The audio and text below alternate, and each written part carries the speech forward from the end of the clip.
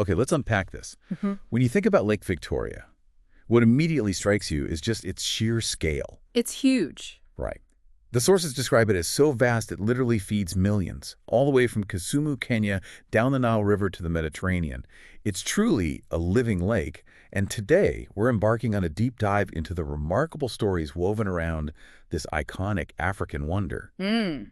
And this isn't just about geography. It's a rich tapestry of history, vibrant cultures, and, well, the profound challenges faced by the millions who call its basin home. Absolutely. And what's truly fascinating, I think, is how these seemingly distinct narratives, from the lake's very breadth to ancient traditions and modern struggles, are not just interconnected, but often causally linked. Right. And that reveals profound lessons about, well, global challenges. Our source material gives us this incredible panoramic view from the lake's mysterious origins and vital resources to the intricate management issues it faces, the vibrant cultural heritage of the Buganda kingdom, and the persistent complexities of poverty across the African continent. So our mission today is really to extract the most important nuggets of knowledge from these diverse sources to give you a comprehensive understanding of this critical region. Yeah. We'll look at everything from ancient traditions like bark cloth making to modern environmental science and those persistent struggles against poverty. And we aim to sort of connect the dots for you, revealing the why it matters behind the facts, and offering insights that will hopefully challenge your perspectives and spark some new aha moments. Okay, let's start with this living giant then. Its sheer scale is astonishing, feeding millions from Kisumu, Kenya, all the way to the Mediterranean via the Nile. What else is incredible about it? Well, it's an extraordinary body of water. Its very origins are shrouded in, well, deep mystery. Really? How so? Some scientific theories even contend that many rivers now flowing east into Victoria, like the Kajera, actually once flowed west. Wow. Yeah, despite centuries of, scientific grappling, we still don't have definitive answers about how this massive lake actually came to be. And it's not just geographically immense. Its human footprint is equally significant. The Lake Victoria Basin is home to a staggering number of people, It really is. growing from over 20 million in the late 1990s to more than 30 million today if you include neighboring Rwanda and Burundi. And that growth rate is high, around 3% per year generally, but much higher in urban areas. Which creates immense pressure on resources, obviously. Yeah. And this region also boasts incredible ethnic diversity. Oh, absolutely. You've got the Luo, Samia, and Suba people in Kenya, the Buganda and Busoga in Uganda, and a rich tapestry of groups in Tanzania. Like the Sukuma, who are a huge majority in the Mwanza region, but also the Karewe, Jida, Kara, Zinza, Luo, Korea. The list goes on. Haya, Hangaza, Nyambo, Subi. It's this incredible cultural mosaic, which means that sustainably managing the lake's resources requires incredibly nuanced and complex approaches, doesn't it? That's a vital point. And the lake itself is such a wellspring of resources. It provides water for domestic use, agriculture, industry, livestock, and of course, it's the source of the Nile River. That means hydroelectric power in Uganda. Think of the Owen Falls Dam in Jinja, built back in the 50s. And it supports vital agricultural activities way downstream in Egypt and Sudan. And transport too, I imagine. Definitely. It serves as a crucial means of transportation within the region. Plus, it supports biodiversity birds, hippos, crocodiles. Sounds beautiful. It is. And it offers stunning tourism sites. You've got excellent beaches, white sand, black sand, apparently unpolluted. International standard hotels like Munyonyo in Uganda. President Clinton supposedly stayed there in '98. Wow. And various island hotels too, like Takawiri, Rusingam, Fangano. Ecotourism around its 16 islands, including that intriguing pyramid island known as Megingo, offers unforgettable adventures. You can visit fishing villages, hippo points. Sounds amazing. And importantly, the lake supports crucial ecosystems like wetlands and estuaries. These naturally filter nutrient and silt-loaded water, playing a really critical role in preventing, its degradation. It sounds like a truly incredible resource. But, like many vital natural wonders, it must face its own set of challenges. What are some of the most significant environmental pressures on Lake Victoria right now? Yeah, the environmental concerns are critical and multifaceted, and they are escalating. Take the water hyacinth. Ah, yes, I've heard of that. Invasive, right? Exactly. A large, fleshy, freshwater plant grows incredibly vigorously. It was first introduced for ornamental purposes, believe it or not, in Egypt's Nile back in the 1890s. Ornamental. Yeah. But it spread to East Africa, appearing in Lake Naivasha in '82, Lake Kyoga in '88, and then Lake Victoria by 1990. What does it do? Well, it forms these dense, rotting mats. These cause eutrophication by releasing excess nutrients as they decay. It chokes off light to the water below, impeding photosynthesis, obstructing transport, and severely impacting fish populations. It really harms biodiversity. And eutrophication itself is a major problem you mentioned. Absolutely. This process, where a body of water becomes overly enriched with nutrients, has rapidly accelerated in the latter part of the 20th century. What causes that acceleration? It's likely induced by sedimentation, nutrient runoff from land, urban and industrial pollution, and even biomass burning. Algal concentrations are now, get this, 3 to 5 times higher than they were in the 1960s. 3 to 5 times. That's huge. It is, and much of the lake bottom currently experiences periods of prolonged anoxia, meaning a severe lack of oxygen, which was apparently uncommon just 50 years ago. And the consequences. It's led to the loss of deep-water cichlid fish species, and it threatens fish in shallower waters, too. There are periodic upwellings of highly toxic water responsible for massive fish deaths. Oh, wow. Fishermen are reporting that these algal blooms cause itching, stomach upsets, make the water unsuitable for domestic and recreational use, and they make their nets heavy and inefficient. So it's not just one problem, but a cascade of issues that are literally choking the lake. What about other forms of pollution? That's exactly right. Pollution is a major issue, stemming from both direct sources like factory and sewage outlets, and widespread non-point sources. Like what sort of things? Think about the transportation sector, mining operations, agricultural activities, street runoffs, fertilizers, pesticides, silt from intensive agriculture, both small and large scale, get carried into the lake by rivers. Even clearing wetlands, like the Yala Swamp in Kenya for farming, increases sediment deposition in rivers and the lake, which impacts sensitive marine life like coral, phytoplankton. And urban runoff. Yeah. You mentioned transport. Yeah, urban runoff is a huge contributor. Litter, waste from informal vehicle repair yards, they call them wakali, exhaust fumes, oil spills, and even people directly washing their cars in the lake. Washing cars in the lake. Yes. A study at Kichinjio Beach in Kisumu, for example, showed a high daily average of over 100 matatus. Those are local minibuses being washed there, along with private cars. That can't be good. No. High phosphate levels from urban runoff at Kichinjio indicate wastes from streets and car repair areas, potentially from burst sewers, too, all significantly contributing to that eutrophication problem we talked about. And beyond the pollution, I understand the region faces natural hazards as well. Yes, meteorological disasters are common. Heavy torrential rains lead to flash floods like during the 1997-1998 El Niño rains. I remember that El Niño. Exactly. And there are frequent hailstorms, lightning strikes, thunderstorms, strong winds.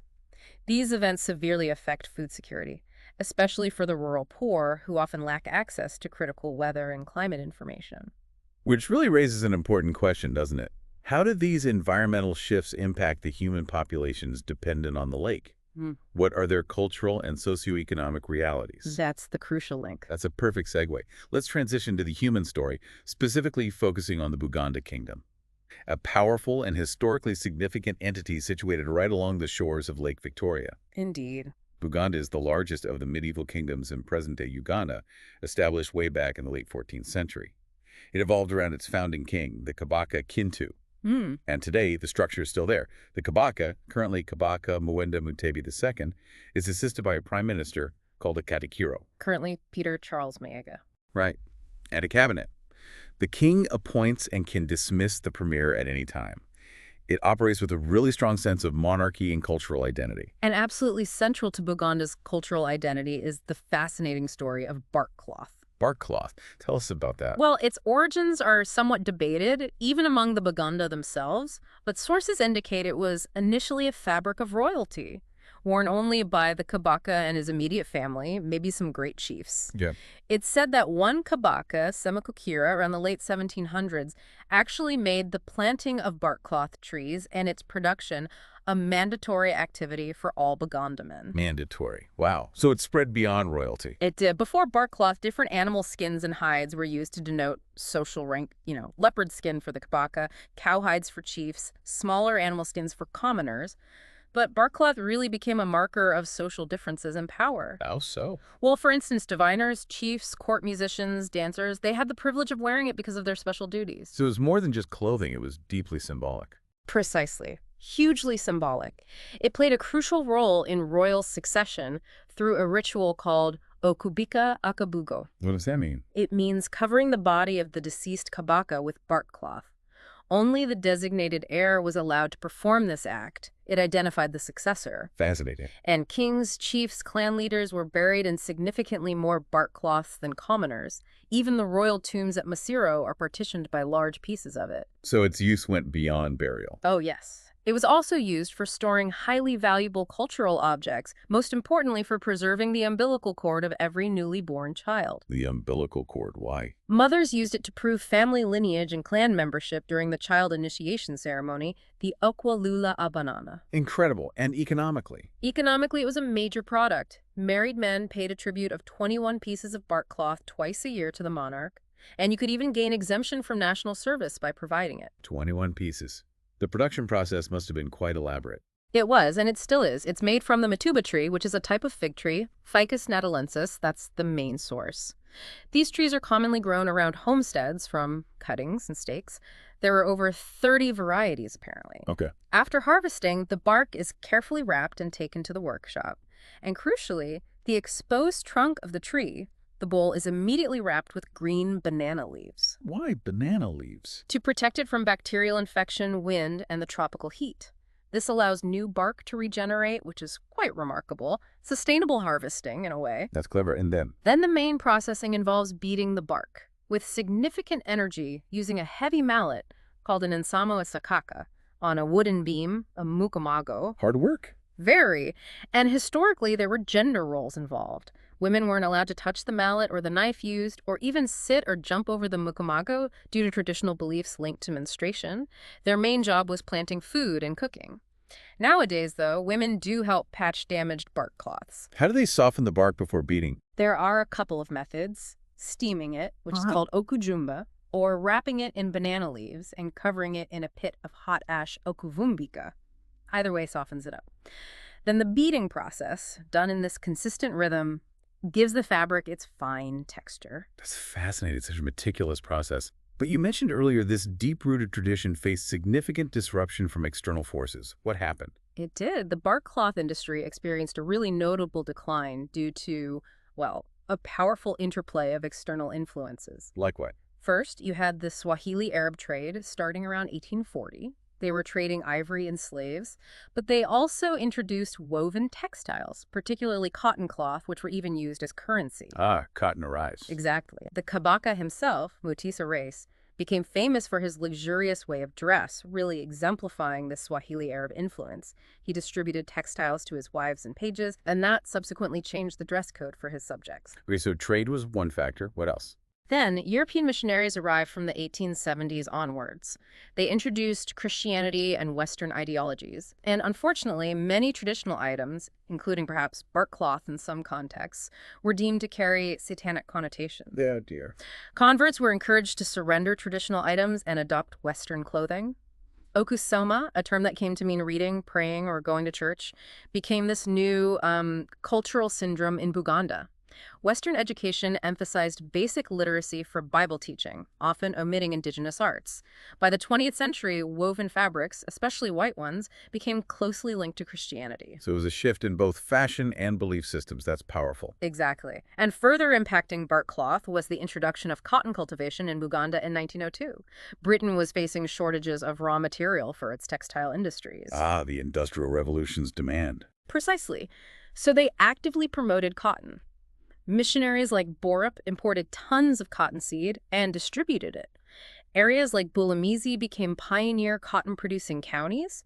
The British protectorate government even pressured chiefs to ensure the cotton program succeeded, threatening them with loss of position if they didn't meet quotas. So they basically had to switch over to growing cotton. Pretty much, yeah. This powerful shift towards cash crops naturally diverted both labor and resources away from traditional bark cloth production. Makes sense. Any political factors? Yes, major political changes played a profound role too. The Buganda Agreement of 1900. This formally laid out a system of land tenure akin to freehold ownership known as Malo. Malo land, right. Right. This defied historical traditions of clan-vested land rights under the Kabaka, essentially stripping him of exclusive land ownership rights over vast areas. The peasant community, now transformed into tenants, were obliged to offer envujo and obusulu, which was a kind of annual ground rent. This became legally binding in 1928, further intertwining their livelihoods with cash crops needed to pay the rent, shifting them further away from traditional bark cloth production. All these events really culminated in the, well, demise of the bark cloth industry during the first half of the 20th century. And was it exacerbated by later events?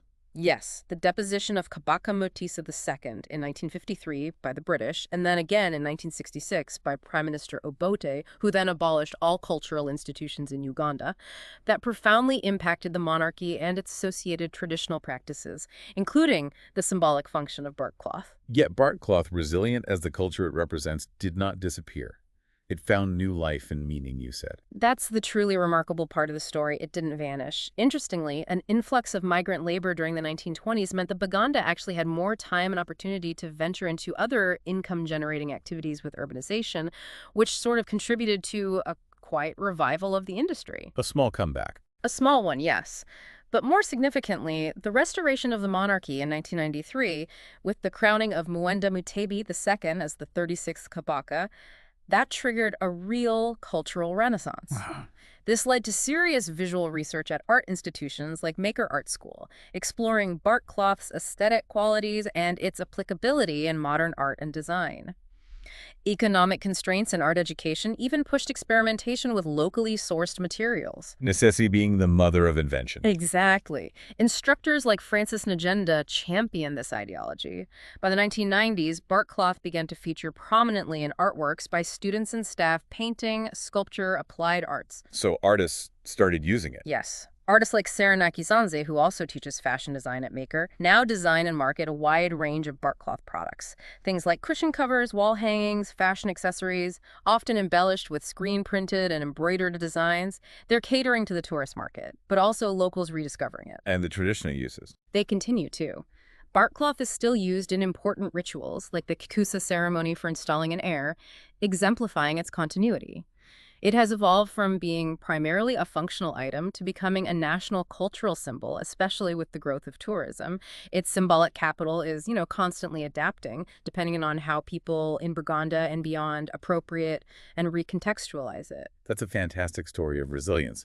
Now, if we connect this to the bigger picture, the story of Lake Victoria and Buganda is inextricably linked to the broader and frankly complex challenge of poverty in the region and across the African continent. That's a crucial connection, because despite its abundant natural resources, fisheries, fertile soils, forestry, the Lake Victoria region is paradoxically characterized by significant poverty. Really, even with all those resources? Yes. On the Kenyan side, for example, the Nyanza province, which borders the lake, was notoriously labeled a belt of poverty. In 1997, over 60% of people there were living in absolute poverty, and nearly 60% faced food poverty. That's stark. It is. And poverty isn't a simple concept, is it? It's multidimensional. It encompasses destitution, ill-being, powerlessness, vulnerability. The United Nations recognizes it as a complex problem with origins in both national and international domains.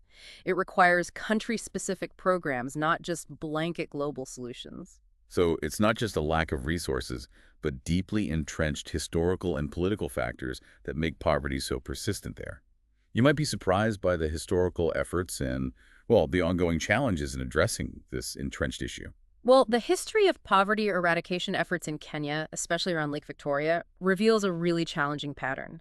Since political independence in 1963, a large number of ambitious development projects have, frankly, largely collapsed. Collapsed? Like what? Things like a major rice scheme in Kenya, cotton ginneries, a molasses plant, even new offices for the Lake Basin Development Authority, which reportedly cost over $11 million and never got past the foundation stage. Good grief. And the impact. The collapse of these entities directly resulted in widespread unemployment and worsening poverty.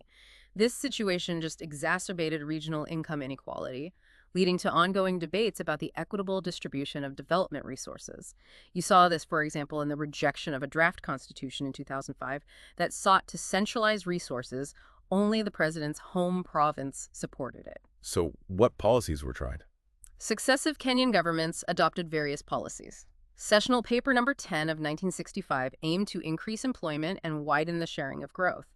An ILO report focused on the working poor and advocated for redistribution through growth, which was incorporated into the Third National Development Plan in the 70s. Okay. Later, there was the District Focus for Rural Development, or DFRD, program, but that faced serious issues: poor conception, design, implementation, largely due to rampant corruption. Some high officials apparently saw it as an opportunity to loot money. Oh, no. And crucially, the target beneficiaries were often excluded from direct involvement, leading to weak local support and ownership. So top-down approaches didn't work well. Any more recent efforts? Yes, more recent interventions include specially targeted projects, things like the Urban Slums Development Project, Street Children's Fund, Education Bursary Program, Micro and Small Scale Enterprises Program, and the Essential Drugs Supply Program. So it's not just grand government policies. Local initiatives must be crucial too, often born out of necessity and community spirit. Absolutely. And in the Lake Victoria Basin, specific initiatives by NGOs and communities are making a vital difference. Take the Beach Bank. The Beach Bank. Yeah.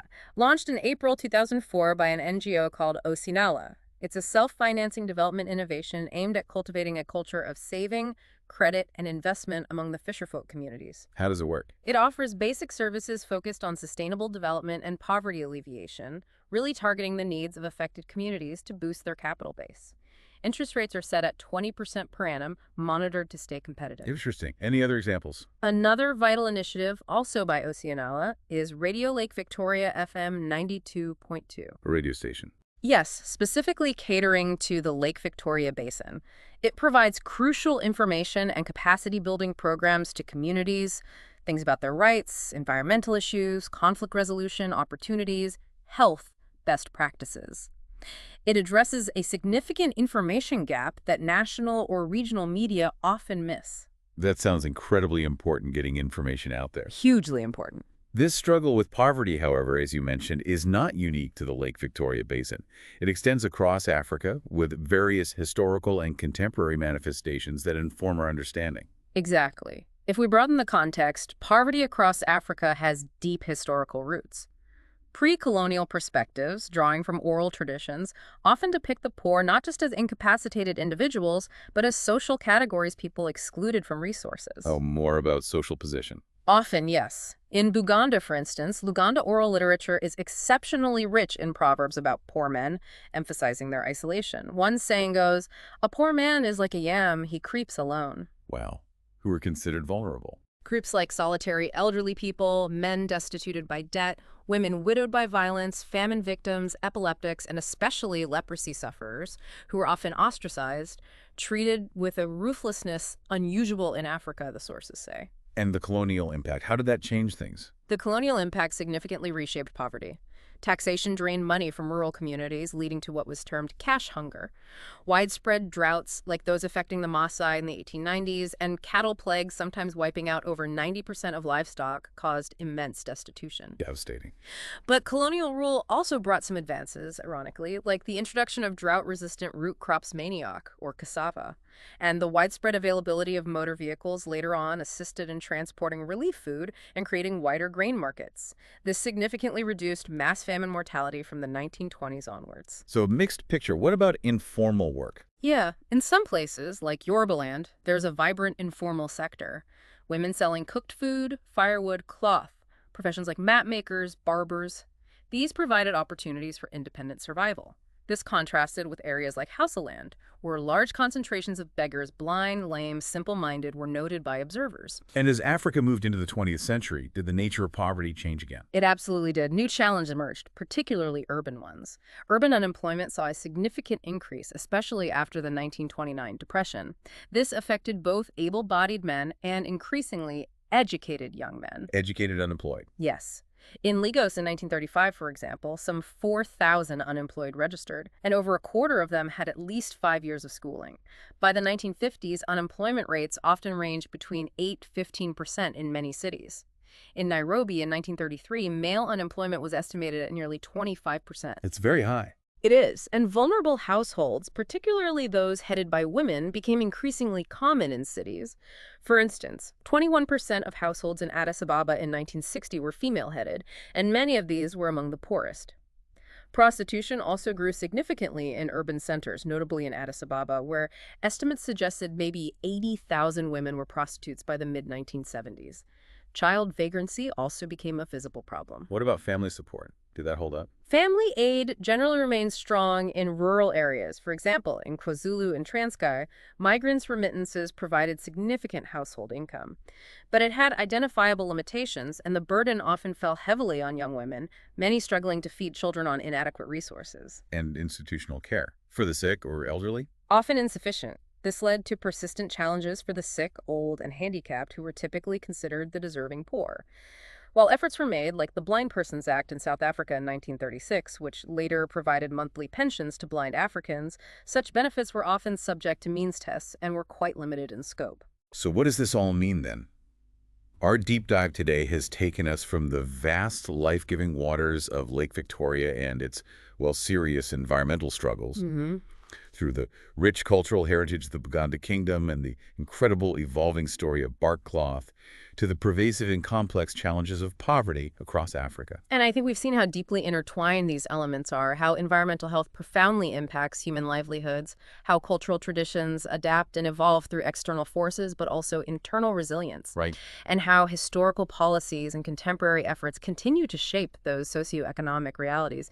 It's really a powerful testament to both human ingenuity and, I think, the ongoing need for thoughtful, community-driven solutions. Absolutely. From the scientific mysteries of the lake's ancient past to the artistic revival of a sacred fabric and that enduring fight against systemic poverty, the region around Lake Victoria offers such a powerful microcosm of global challenges and, well, the indomitable human spirit. So maybe something to think about is this. In a world grappling with resource scarcity and cultural preservation, what hidden value might we discover, or perhaps rediscover, in our own local resources and seemingly lost traditions? If we were to approach them with that same blend of scientific inquiry, historical appreciation, and community-focused innovation that we've seen emerge against the odds around Lake Victoria,